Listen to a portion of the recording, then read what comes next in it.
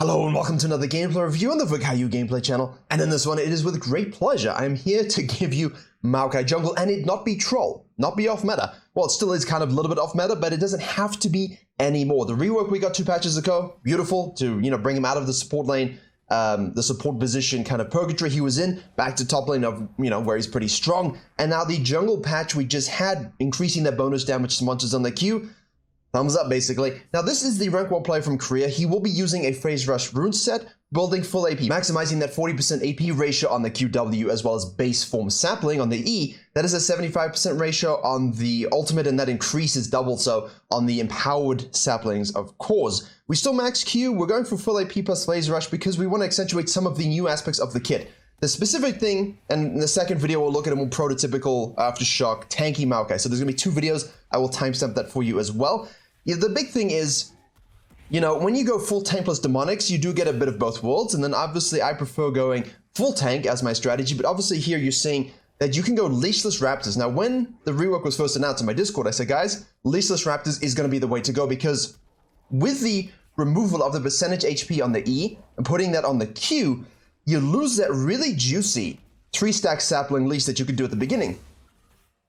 Bot lane, dying level 1, this always happens, right? You go leashless, Mundo, MAOKAI, Kane, and the lanes lose anyway before they need a jungle interact, so that's always fun. Now, I would suggest we put a little bit of a ward down here for the Kindred. Obviously, that is something that we did over here now, in case the Kindred does this wall hop. But with MAOKAI, you can easily do Raptors Red Krugs into an early gank. Now, he does like to have a lot of pressure. You do get a bit mana hungry, and the thing is, with this build, moving in and out with Phase Rush, and then having high ability haste using Transcendence as well, allows you to really get a lot of CC knockback and, of course, sapling power. We are going to max Q, chuck saplings into bushes quite frequently as you go by them. It protects you when enemy junglers can rotate. But let's go ahead, 3 camp, definitely something we want to do. Now, can you 5 camp? Can you 4 clear? Yeah, you could, but let's go 3 camp and get some action going. Now, of course, if Kindred gets leashed here, goes down and sees you, 99% you're going to probably lose this, which isn't really perfect, so you can red Raptors Grump gank bottom lane if that's what you wanted to do,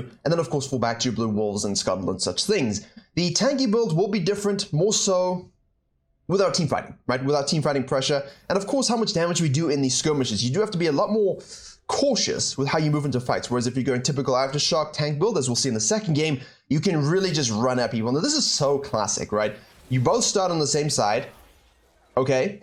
You go ahead and gank top lane. They think, haha, I can steal you blue. You just chuck a sapling that, boom, boom, boom, very nice. Dark Seal stacked, free, right? So there's a lot of AP to be, even though they nerfed the AP ratios, and they did because they don't want him to be an E-sapling chucker, you still really can benefit from a full AP build. Now, typically, he will go more your Frostfire into your Demonics into a full AP build, but in these latest games that he's played, he's really experimenting with the Leandry's burn damage on the E, plus still maxing the Q. That allows him, to enhance the percentage max HP damage, clear really quickly with the AP ratio of that as well. Scales with HP as well as obviously the AP, so you're really smacking things and clearing pretty damn quickly. That's nice.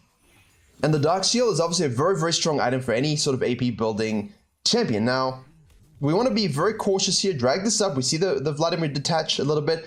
He might go up to wards, so always drag things to the bush. Your saplings will do a lot of work. Most likely Kindred's going to snack this. Aatrox is fighting this Szechuani Cochon on the top lane, and we can anticipate that Kindred, after that invade and yeeting of our blue, will most likely sequence back out, go back to base, and then come back to the top lane. So this ward is crucial. You see this little bit of information here? This is good. So watch this. Get the sapling damage.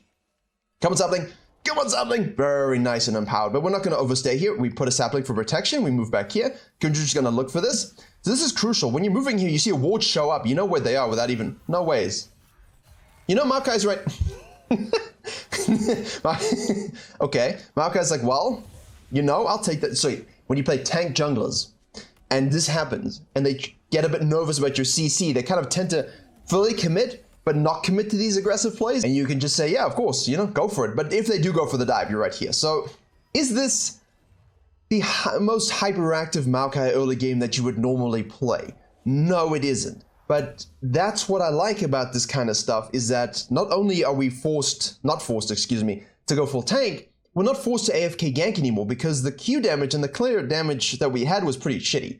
And obviously you'd want to max the Q for the for the cooldown, for the clearings, but all of that max HP was on the saplings, you know, so you didn't even get the full benefit of your kit. Slapping that to Q means we can max Q, get the full clear speed down, and of course do a lot of damage along the way. Here we're tracking the Kindred to basically go back to base after the top fiasco and come to the bottom side, as expected. We're going to place a control ward here, and you will be a little lower on the experience side as MAOKAI, but the saplings, you can just chuck a sapling, whatever, but why would you blindly do this? And, wait. I feel like we could have fully committed to that, but I think maybe a bit of hesitation was used just because of the set and the Kaiser. Yeah, with W basically being a 13-second cooldown, you're not going to get those benefits early on, you know, especially Transcendence either. So let's just go for Dragon. This is great. How can we do a solo Dragon with Sword Boots plus Dark Seal? Okay, because of course we have a healing passive, right? Every time we use a spell, so you want to use your spells quite frequently. Make sure you get that uncancelable wind up for your heal. And we're going to go ahead and do this. This is something I've been absolutely loving on Mundo as well, being able to solo this. And when I played MAOKAI, I did this as well, but I was level 5 and I had Balmy Cinder. We do have to smite early, so if Kindred, I mean, this is hyper risky, but this is a good thing for a guide, right? Like, you want to see this in a guide. You want to see, can I physically do wait, what? What? MAOKAI? Doing a solo Hex Tech Dragon? Level 4? Well, I'm going to go and take this. The Phase Rush lets us get out of the Nimbus Cloak, lets us get out there. That's obviously very useful. So that was the speed at which we take a Hex Tech Dragon. I'm going to say I'm not a fan. I prefer it when he goes Balmy Cinder, then he goes his full AP build. But remember, the reason Sword Boots work so well is because monsters have armor and MR at the moment. You see there, 20 and 20. So that penetration removes that basically with your 18 flat penetration on the boots, right? So it allows you significantly more powerful clear speeds if you are an AP focused champion. But we're getting quite low here, but we should be fine. He has a lot of sustain because you burn the Raptors here with your E and your Q. You get a lot of that jungle item heal. Go to the red, you got another smite, you can use that. Same thing here. You got the red buff now, we're regenerating, this is fine. So it's more of a farm-focused style at this stage. This was a hyper-aggressive move. MAOKAI is brilliant if you can track, right? MAOKAI is brilliant at those counter ganks because the sapling traps, the fact that you can then W, let the sapling hit, knockback, you can just go for the knockback first. If they really miss position, then you can W them. Typically you W first, you knock them back once the channel's about to expire, so you get the chain CC, and then the sapling hits them and slows them as well. And of course, now we have the bonus max HP on the Q. So for scaling, this is what you're looking at for most of you who don't fully, well, know the numbers. I feel the numbers. I prefer when I'm playing the champion, even with the rework, I didn't really look at the numbers straight away. I wanted to kind of have a look sort of at how it felt because I muscle memoried every MAOKAI game I've ever played at this stage. But now shifting so much of the kit over to the Q, removing a lot of the power from the APE, you know, increasing the projectile speed on that R and giving us better quality of life. That was all really, really good and it felt nice. But the first clears when you try, 3 AP stacking saplings just was tragically bad. Tragically bad. And you kind of just want to see, does the Q replicate that feel? And honestly, before the buffs with the bonus damage to monsters, it didn't for me. But this is what we're good at. You know, we're at 45 CS, we're down 22 CS. This is not the best game for early ganking. You know, we have not had the opportunity, but look at this. This increased projectile speed is absolutely huge. Allows us to gap close here as well, which is better, which is nice. A little bit of a thrush meta, which is good for junglers. Like if you're a tank jungler, you really want this thrush meta. It's super, super good to gank with the lantern and with the hook and the chain CC. So that ult there is a great example of the new quality of life ult and why we're seeing that juicy, juicy AP on it because it's so wide and long, and it goes so quickly. I'm gonna stop now. That it's just more beneficial to use the AP on that, but as a champion who is not a caster, like we're not gonna cast ultimates from long range and let the Landries do the burn, you know? No, we're definitely more so a engager. So obviously he's gone for the Giant's Vault early. This is actually the interesting variation of the build, that AP scaling coming through, because we don't really have any like maximum, you know, health scalings or things that kind of benefit like a Mundo would, for example, except on our E, as you can see there. So that bonus HP, huge for the E, thus we don't need to max it, thus we get the base value increases on the AP ratio from the Q, so it's a nice little unity build that he has. Right, let's talk about the jungling a little bit. Not really hyperactive though, 1-0-2, we got the Aatrox ahead early, which is definitely our thing. We kind of panicked the pig into dying and killing herself in the tower there. We're going to get this RNG scuttle as well. Ideally, we don't have to lose a herald. I would like not to use a herald, but really look for a dive as you're a tank. When you're a tank, please look for dives. Does it play off well here? Let's have a look. Nice damage from that Q. That is a huge amount of damage from the Q. He's just going to flash auto ignite. Now remember, okay, back in the day, we would max Q, then we max W just for that CC chaining because you get the cooldown benefit of maxing the W. The E now, you don't get any cooldown benefit, but you do get a lot of damage scaling benefit. So you can basically forego some of your CC damage in lieu of higher base, or just not base, but like higher damage on the E.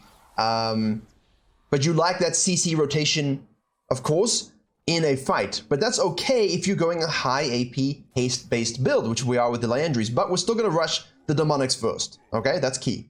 Demonics, kind of strong, okay? Let's have a look, okay? Perfect. Did you see that? Let's do it again. Okay, so you pre-place the sapling, obviously, as you're clearing the wards, and the idea is we want to use our W as the gap closer to get that initial stun. We can auto-attack, knock them back into that sapling, and then use our ultimate on top of it for the extra chain CC. So basically, with the W stun, okay, into the knockback, you can throw an auto in between that W and that Q, obviously, to really accentuate that chain CC, and then hit your ult. People are not moving for a long period of time, and with a 40%, as I said, AP ratio on those spells, with the sapling that would have been 80% and 75% on the ultimate, that's a hell of a lot of damage. And if you don't kill them, or you just need to kind of unload and then reposition with phase rush, you can do so. I would still suggest the Aftershock though. I prefer the cheap shot Relentless Hunter for map mobility and hyper ganking. Obviously in this case we have the cheap shot plus the Treasure Hunter, which does give us that 550 cash money infusion, which is great for damage types that kind of want to snowball that advantage. But you're seeing that people are so underestimating of the Maokai damage. They do not expect or remember the CC and the damage that can come through. They think, full AP saplings are nerfed. Yes. Yes, my friend. Now it's on the Q and on every other spell combined. So it's more rewarding of the total rotation of spells if you do build full AP. Well, I will say, straight up again, I recommend at least full tank. Okay, here we go. Let's see if we can get a good proc of the... No, I was going to see if we could actually use a little bit of that phase rush there to kind of escape and reposition, but Thresh bails us out. As Thresh does. Thank you, Thresh. Very nice. Herald is lost though. We did lose 5 plates in the bot lane. We've lost 1 plate in the top lane. We've got 2 back from the Aatrox. That's important. We do have here, obviously, Azir should know that they're moving through the river and should reposition. The set is just turbo sprinting as fast as he can to cut them off. Everyone remembers the phase rush jungle set from season 10? We remember. Pepperidge Farm remembers. So now we're going to rotate to this scenario here. He should not be dying to it whatsoever. This is a dumb death, but we can follow. Knock back there. Well done by the Championship Azir skin. And we're just going to reposition. That ultimate does hit. Aatrox can go in there, try and get a whole bunch of Qs. Remember, you want to keep your spacing here. When you go for the Demonics, chain CC, right? Always. You see someone get CC'd, W, Q them back. That's it. You see someone out of position, you can flash W, Q them back. If you have CC in your team and people that are human beings recognizing this, you can really, really abuse it. Now, the Kindred has struggled to really get going because the Maokai is just shadowing and protecting from his side, and the saplings in his combo does so much damage that whenever they try and go for these plays, right, either they die or they get chunked so badly they just cannot do it. The downside, as I was saying to the Demonics, is that you just lack the mana. He is mana hungry. So there is a tank Fimbulwinter variant. Now, I am, of course, part of that crew because I like that. I like having mana for heavy rotational spells. I like being unholy tanky with my Aftershock engages. And you get to go Frozen Heart, which is an absolutely beautiful item in this modern meta. Randuin's is severely slept on, but in this particular game, I wish there was a magic resist item that had mana. The fact that that has not yet been put into the game is... I don't know why. You know, I want to build, for example, Fimbulwinter and then get the benefit of some mana on a magic resist item against a heavy magic damaging comp. For example, I can't do it, you know, but I get the mana benefit on the Frozen Heart, obviously. So fortunately here we have a Kindred, we have a Kai'Sa. That's great. So we're going to get benefit there, but, you know, if I wanted to keep going with that, essentially I think I just miss Rod of Ages sometimes. You know, but that is kind of the Fimbulwinter-ish concept of a scaling item. And anyone who knows anything remembers the Rotovage's Maokai stuff. So here we're going for this, and of course they have game state elevation at this stage. They can push us in. They probably see us in the blue here. They're going to try to go for this. We're going to put a sapling in that bush in case someone rotates. We're going to get the auto attack there. We're going to make sure we're trying to get that heal passive off as soon as possible. The phase rush here really allows us to escape. Nice ult, okay. We do have here the Azir. Please don't knock them into us. Okay, well, the set brings them to us. Will we live? Well, we will live because we killed the Kindred with the sapling. Excellent, and I love this. Look at this, look at this. Boom. Bye-bye.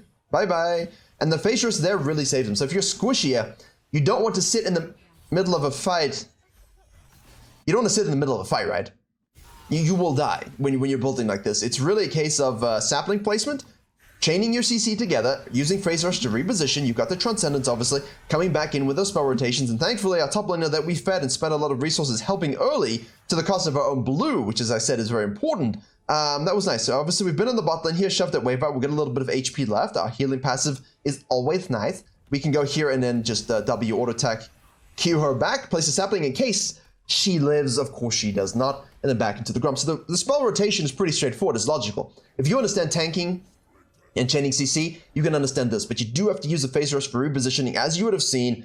And that ultimate has to be used very, very well. But overall, we're at 810 bonus damage Delta Champ. It's not extraordinary, but I think it's done its job. I'm still, again, not convinced that this is an everyman's build. This is the rank 1 Maokai. I will try this out myself as well. I've actually, back in 2017 when I started streaming, was streaming full AP Maokai jungle as well. So I am no stranger to this.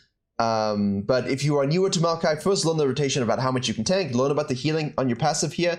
You know, that's on a 25-second cooldown at this stage. It's very, very important that you understand that auto attack. Now, obviously, it will show up here. You see here? Next basic attack will heal him. So as soon as you see that on your little bit of your buff bar, on your tooltips, your abilities, whatever it's called, English language, then you can heal. So really focus on that W auto attack Q. Look at this. The ramp up speed, really, really nice. Damage, good. The phase rush there, that was a good use of the phase rush. We use the phase rush to reposition to get a stun onto the set, right? The set goes all in here, but we're just keeping our spacing. We had a sapling in the bush, obviously. What you want to do, Q to keep your space. Well, just to kind of say, look, if you come this way, you're going to get knocked back. But that was a very good use of the phase rush. We procced it and then ran really quickly and then used it to gap close, hit a W over the wall. Something important to note, because in the games, if you're going to go more tanky plus demonics, then, you know, and you need that engage angle, maybe you have that Aftershock rune. Some people are trying Conqueror, but tried and true work the best. Then, you know, Chemtank. Chemtank, that's where my brain is. Chemtank. I wanted to say Chempunk Chainsaw because I'm still seeing people rush this and it's making my brain hurt a little bit. But Chemtank. Nakazul, there we go. Right, we have here the sapling placement again. These last 30 seconds, all right, at this stage, we've got 3 points in it. And it's going to do a hell of a lot of damage. We do want to finish off our lay entries as soon as we can, but because we delayed that, you're not going to be high resource. That's the thing, right? You've got to understand that your 2 and 3 item spike on a tank jungler like this, when you invest a lot of time into the ganking and so on, is, of course, going to be most important. You know, you're not thinking, hey, when I get to 6 items, like blah, blah, blah, blah, blah. No, I mean, you're looking at 2 to 3 item spikes, and can you do your job? That's why I'm testing out a lot of stuff with Mundo, for example. I'm basically getting to my Sunfire / Frostfire, Warmogs, Randuins, and then Spectral's Cowl, because most people are playing AD at the moment. There's not a lot of need for the Spirit Visage early, and the early Warmogs is just broken. Look at this, max range, double rooted, very, very nice. Azir goes in on that, we get the Kindred, knocks him out, beautiful, beautiful. And then the repositioning from the Kai'Sa doesn't really matter because we can, of course, chain CC her. Make sure you're peeling, right? You're staying on the champions that are diving your back lane. You're standing in front of your ADC, you're knocking the back with your Q. You're Wing the Vi as soon as she goes in. The Rengar goes in, you're knocking that son of a bitch back, and then you're Wing him, right? So you can chain your spells a little differently. Typically, we're talking about the W auto Q, but the peel job that you have to do is just as important as your engage job. So this was a great rotate engage job, loved it, but then we get in there and we're disrupting. Hit me, don't hit them. And even with the full AP build, because we have so much CC, when they're CC'd, they're not doing damage to you. So as long as you're chaining that together, it's beautiful. And the Azir played off of us wonderfully. So we'll have a look at the, who's this? I'm not going to click and thrash. We'll have a look at the tanky variant of teamfighting in the next game, which will be a quicker coverage, obviously, just to, I don't want to repeat myself, just to show you the different tendencies and the different builds. After the Herald here, sorry, Baron here. Whew, it's an early Baron, very nice Baron. We can go back to base. But the early dragons, if you're tank jungler, you're a Maokai, remember the point of the early ganks and the pressure is to give a lane the ability to handle themselves and deal with their own business. See, here we go for the flash W, auto attack, knock back into the ultimate, we chuck a sapling into that bush over the wall, we root 2 people, we respace using the Spirit Visage, we Q them, get the burn damage on the Leandris, which gives us the kill, which we now have. We turn to focus on the next target, we chuck this E out here, Sad's now running away straight into the Aatrox, who's going to get chain CC'd 1,000 times because here comes Maokai with a W, another dead, we Q the air for style points, and now we can group down and run it into an inhib. So you saw there great use of the Maokai Sapling Toss, a great use of the Twisted Advance, a great use of the Bramble Smash, and if I could remember the ultimate, Nature's Grasp. Almost. Almost. That was good though. Instead of for once. My brain usually works too fast, and when I'm tired, you know, I think of like 10 things I want to say in a moment, and then I have to prioritize in my brain which of those things I want to focus on in a live gameplay review. I can never prioritize them correctly because I want to say everything. And I speak quickly anyway, so you can imagine if I try to Eminem all the tips. Wouldn't work. Here we can take some stuff. You can obviously look to trap. This is the fun thing. So if you don't need to base, you can look to trap. But effectively, with this AP build, and this is why he builds this, you're looking basically at this stage now to build a bit more HP to go with your scaling on the E, but also to give you durability. Because they can't kill you, right? And the cooldown is very, very important as well. Spirit Visage, huge. But another item that I'm not seeing a lot of people build, Abyssal Mask. Abyssal Mask. This, when you have a lot of AP on your team, super good, yeah? I'm not seeing it enough. It works for us. It works for our team. And that magic shred is kind of crucial when you have a heavy AP magic damage comp. You want to accentuate that as best you can. Now, we lack the magic resist that Force of Nature will have. And of course, you can use Force of Nature as much as you want for, you know, like heavy MR comps as well. See the Phase Rush here? Allows us to reposition to the other side to queue back in. So that's another good use of the Phase Rush. And this is why he builds this. Because he can handle himself with the sustain, with the heal, with the amount of HP he has. We're at 2,700 at the moment. And he can use a Phase Rush with a lot of different application. And I think that's hopefully that's what you take away from this, is that the Phase Rush is really down to how you personally use the movement speed proc that you get. Whether it's repositioning for more CC, repositioning because you're low HP to go back in later, or simply to chase down for a good Twisted Advanced W, you know? But yeah, as a tank jungler, we're looking for these nice engages, these nice picks. And as long as you do them with your team recognizing your positioning, then it's good. Most of the time in low elo, though, people typically engage way too far down the lane. Hello? See, this champion is a little bit broken. Aatrox, just a little bit not so fun to face when he's fed. I don't know why he keeps going through. I'm gonna be honest with you. I would really like to not see this because, and of course here a little bit of a flank. So nice rotate from our Maokai to see this, and we want to get into the picture. We chuck it all to cut them off. That's crucial too. The angles of your cutoff are huge, and basically from here we should be able to win. We didn't even hit the Misfortune. Yes, we will win the game from this. Match histories are linked below. And so we're just going to finish up here, and we'll jump into our tank game to see the differences in playstyle, but also to focus on the consistencies that are required by all MAOKAI jungle players, whether it's AP or tank. Okay, so here we have a challenger game with one of the better junglers on EU West using the Aftershock rune set, which you'll see on your screen now. And the thing about this is you can go, of course, the Domination secondary, but Booty's Cosmic and things like this, Futures Market, these are all still good runes, right, for everybody. So we have here a standard start just to show you. Basically, when we get a leash, we can drag together the two camps, but you have to be very careful about the aggro on the blue, obviously. But dragging those things together, very, very nice. Obviously, a little tip for you guys. You can slap here a sapling if you're doing the Grump and you are doing the Grump ISO early, and you kind of want to protect it invades, you can bring it down, and then you can cue the monster into the area here where the sapling will hit. And basically, the monster will stay there, the Grump will stay there, but you get the sapling. You can keep chucking saplings. They'll run out of the bush, hit the Grump, and you get that benefit. But that was more of a thing when we had HP damage on the had HP damage on the E. We are against a Grave, so this is kind of protection is important here. We chuck a sapling, we go for the W, we auto attack, we knock him back, we get the sapling burn damage as well, but it is a Graves, little sapling here. He flashes to go into a stun from the Aurelia. Very, very nice, and you saw the little empowered auto on the Jax that got the kill.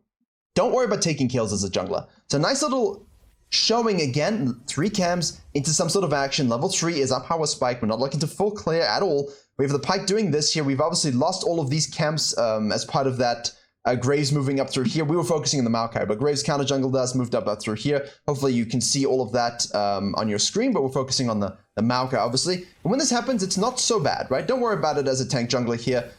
He's tanking the tower, so we could go for the Pyke, but I think the Pyke's dead anyway, so we're going to try and kill the Echo. You have to be cautious if he has flash, but chuck a sapling into space. Look, if they have no dashes or whatever, we can chuck the sapling, we'll get the slow, and of course hit the W first, right? Like ideally we want to hit the W, and then we can hit the Q smash afterwards, but that's fine. So a good example here of going straight up Army Cinder, still having enough damage and utility to be able to get ourselves going, and yes, we will be counter jungled. Yes, you will be invaded. Yes, you will be out-farmed. So you need to make sure your ganking is reliable. And if you're going to go the full AP build, you can see it doesn't really matter if we're down 20 CS because we can still trap and counter gank and counter jungle when the situation arises. And obviously you can do the solo dragon. We're going to go and focus on our tier 2 Grumpy and 2 Wolves. And the Graves now, because of his death and untimely demise on that stupid flash, he's a little bit out of tempo here. But he does show bottom side. We'll take the second spawn of the Wolves. Again, the difference between tier 1, tier 2 camps not astronomical, but it does add up for your level 5 spike, for your level 6 spike, yeah? So if you're a little bit short of a 6 and you focused on tier 1 cams and maybe there's a tier 2, tier 3 grump lying around somewhere that you skipped, it can be the difference between toning a gank and rotating to a scenario with your ultimate and not. That's why we kind of try to maximize that experience as a tank jungler. Obviously here we get the second spawn of the Raptors. And when the support overstays, for some reason in a wave, I am always perplexed because the jungler will most likely show up. And, whoa, that is not the magical journey you're looking for. Nice Q into the Ashe, into the Bard Q as well. We just keep queuing, we keep standing in front of stuff, we keep disrupting, we keep hitting W, keep hitting Q. That's our job. Disruption, peel, engage. And if you can isolate all of those things, I think you can see here 303. This is the perfect start for an early game jungler. I don't care if he's up 15 CS at this point. That's just one rotation. That's actually not so bad for the amount of gold we've given our team. And we've still managed to get our second rotation Gromp, second rotation Wolves, second rotation Raptors, and snack away a Krug camp. Now, what he sees here is a Caitlyn who does not want to return back to base, shoving up this to get placed. He knows that the enemy bot lane is going to show up down here, and the Graves is most likely sequencing down again, given that we last saw him here. Pyke shows up. So what we're going to do is if Graves shows up, we'll counter him. If Graves does something else, it doesn't really matter, because if the bot lane goes for this themselves, we can trap them and deal with it. Now, the Graves not showing up is of no concern. If you track it and kind of think, okay, maybe he should go for this as my ADC overstays, there's no real loss of time here because it's worth covering. And of course, when their bot lane tries to 2v1, we're there to counter gank, and now we can sort of chunk and reset. So here we are at 1657. I feel like we're pushing it a little bit now. If Graves hasn't showed up yet, he will soon, given that he was obviously on the other side of the map when we thought he might not be. And just be cautious here. Don't stay out too long because your tankiness, you don't have the damage, right? So your whole thing here is that you can sustain, disrupt, CC, and not die, but you don't have the damage to kill them if they can actually kill you. Sapling in the bush. I mean, how many kills can you get with a sapling in the bush is a fun little mini game you can play with yourself. A drinking game during Clash or Flax, if you will. You know, you saw in the last game with the Kindred. So sapling kills are kind of fun. The Talia here rotating down, but you can see we're not really concerned with counter jungling, walking into their camps. Like, you're not AFK farming, you're not Mundo gaming. We are looking to always be active, tracking, waiting, trapping, and CC botting. You know, you want to try and have the highest CC score in the game with MAOKAI. Really, that's what we want. You probably will have to give up dragons against certain comps and certain elos, but that's fine. We have the chem tank finished here for engage.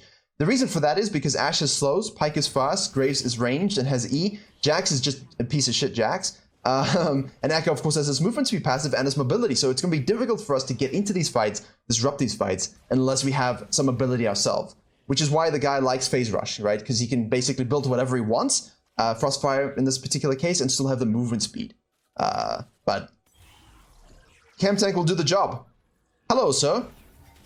I'm going to activate that. Auto attack you after my W, knock you back, place a sapling, ult you in place, force your flash. We're going to keep going for another auto attack Q, and the red buff ticks it over. Well played. Good combos, easy and smooth, not difficult to play whatsoever. His red buff is going to be spawning. We could go ahead and steal that, but as a tank jungler with a roaming mid lane and a support holding mid lane, we want to rotate to this and get this collapse. We don't want to overchase at all. He's just going to eat over the wall. So in that case, we could have said, maybe we probably should have done this. I know I personally would have, but that's my downside.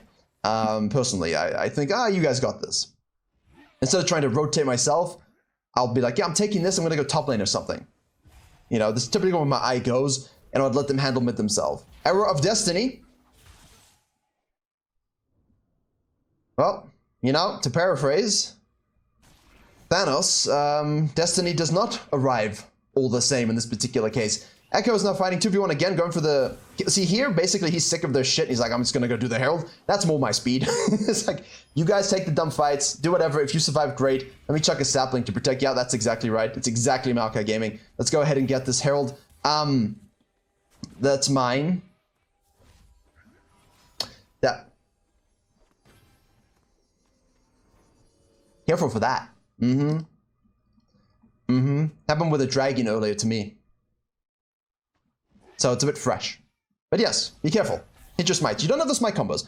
Slight note on tank jungling, you don't have the smite combos, right? So you got to really make sure that when you're doing the barons and the heralds and the dragons, that another damaged jungler on the enemy team isn't around, or you turn first, because they can just auto or Q or whatever the combo is on the smite, and they can make that like 1500. As a tank, what can you do as MAOKAI? I mean, you can chuck down a Q, right? That's limited and capped as monsters. And smite, so you can maybe get that to 1,000, 1,100 or so, depending where you are in the game. But that's not 1,500. So as long as they time it correctly, they can outsmite you quite a lot, especially like ISO Qs from Kha'Zix and Smite and things like that. Oh, Nunuz, that's a champion. So here's a little bit of a different play style. You're seeing a lot more focus on the ganking and sort of running around with the teammates versus the MAOKAI in the last game, who was a bit more, you know, like I'm full AP. I need to make sure I have at least some sort of income with my treasure hunt and my farming. I do a lot of damage with my sapling and my positioning. This is great. Like the sapling placements in these two videos have been very good. So hopefully you can learn from those. You see how they keep placing them in strategic locations around where they are, even here for vision. Like they just walk into it, it's just vision. That's it. 30 seconds of vision protecting me while I'm counter jungling. This is opportunistic. The dragon is up, obviously, so we want to try and take that. We see here the graves. We see here our ADC getting collapsed. We're using the enhanced mobility of the ultimate. Oh, it's so good. That's so nice as well. So you let it hit, you can auto attack, wait a bit, W, and then you can auto attack, and then you can Q, you know what I mean. Weave in those autos, so it forces you to chain your CC, because too many markers will W and like immediately Q, but you don't have to, because you got a little bit of time on the W, right? You got that whole second that they're rooted. So you don't have to like Q immediately as if that's like a quarter of a second. A second's a long time in League of Legends. More than enough time for our slow Treebeard to get off an order. So we obviously have steamrolled this game, basically. Excellent fights, excellent rotations. Graves couldn't really do much about it. Not that he jungled very well at all. And that's why, even if you are Graves, those invades you're doing are not always good, you know? Like, they don't always achieve what you think they will. A little bit of a sapling there. I think you could have afforded to just slap it in the bush, but it doesn't really matter, because, again, my mindset, I've got to get used to the Q doing the percentage HP and not the E. You see the kiting and the dragging as well? Shadowing in the mid lane? This is what MAOKAI is so damn good at, and hopefully you're seeing this. MAOKAI is not too complicated in terms of his mechanics, right?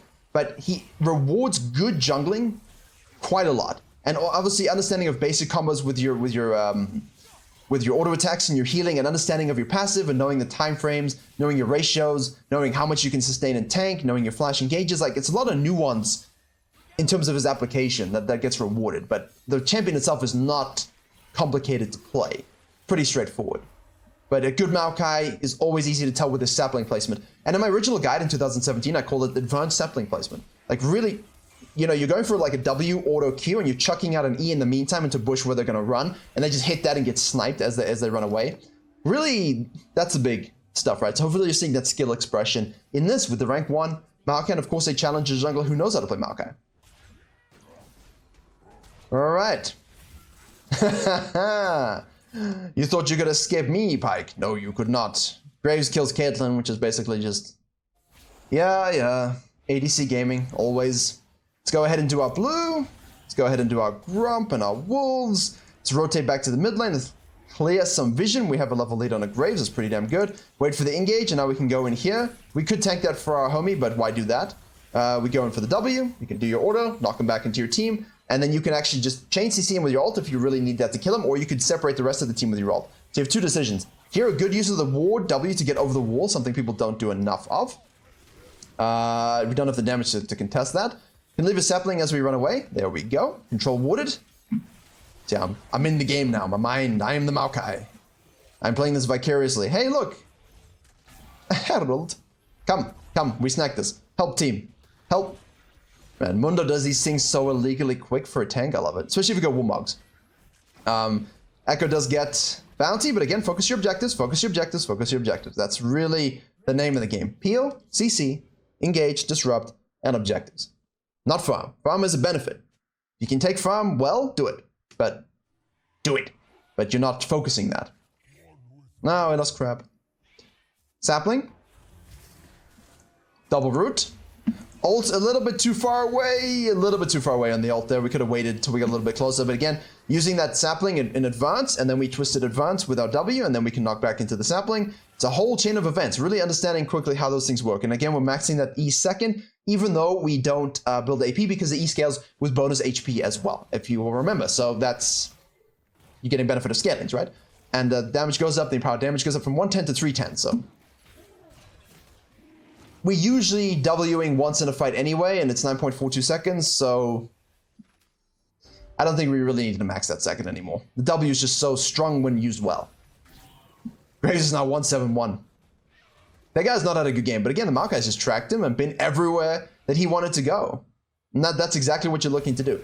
So we can hold waves here, be careful not being caught out. Even as a tank there, you see it's dangerous. The Demonic's Embrace is definitely a good second item. Like I would say if you prefer not to build it, you can do so, but the tank item plus the HP from Demonic's Embrace obviously helps in your E. Like your E is going to scale like a beast with this item, and obviously your Q as well.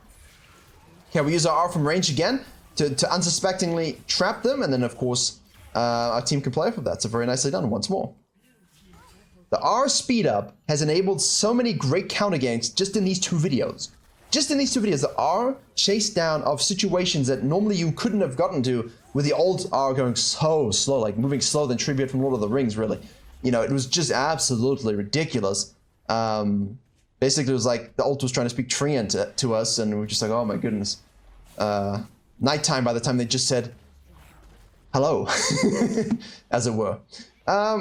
But good use again of the ult for the counter gank, and then we reposition, and nothing happened. So let's have a look at a good old-fashioned Baron fight just to close this video out, because now we don't repeat ourselves. We're using an ult engage here to try and trap someone. We get the pike a little too far away. That is one of the worst ults we've seen in this video. Rod does this. We can kind of separate. We can kind of play off of this as well. But we're just pushing away people here. That's okay as well. Yeah, so nothing really interesting happens. But yeah. We're going to snack that Baron, and then we're going to have another dragon fight. Maybe we can do something here, but nothing, I think, that we haven't already covered in this video. So I hope you enjoyed and learned something from these. I'm going to go for this ult, blind ult, because we want the blind ult because we want to get the dragon. Let's actually have a look at this. We kind of forced the Ashe into a rough position there, and we're going to go on the dragon ourselves. There we go. That's it.